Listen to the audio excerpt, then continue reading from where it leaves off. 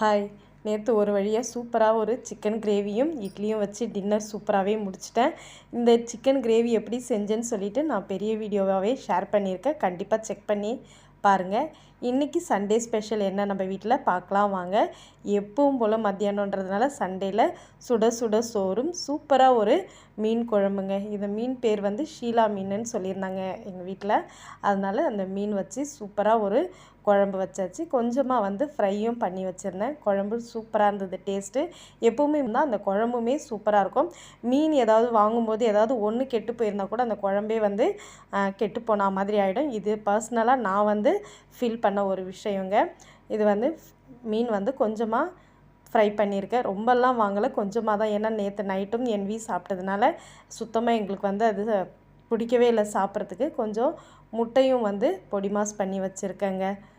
இதுவும் சூப்பராக இருக்கும். முட்டை பொடி மாஸ் தான் சாப்பிட்றாங்க நம்ம வீட்டில் 2 பேருமே.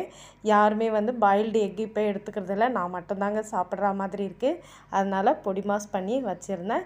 ஸ்வீட் பார்த்திங்கன்னா பால்கோவாங்க. நேற்று வந்து வெட்டிங் டேன்னு சொல்லிவிட்டு அவங்க வந்து எனக்கு ரொம்ப பிடிக்கும் பால்கோவான்னு வாங்கிட்டு வந்திருந்தாங்க.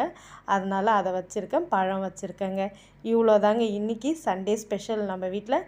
நீங்கள்லாம் என்ன செஞ்சீங்க சாப்பிட்டீங்கன்னு கண்டிப்பாக என் கூட கமெண்ட்ஸில் ஷேர் பண்ணுங்கள். நம்ம வீடியோவையும் மறக்காமல் சப்ஸ்கிரைப் பண்ணிக்கோங்க. தேங்க்ஸ் ஃபார் வாட்சிங். பாய்.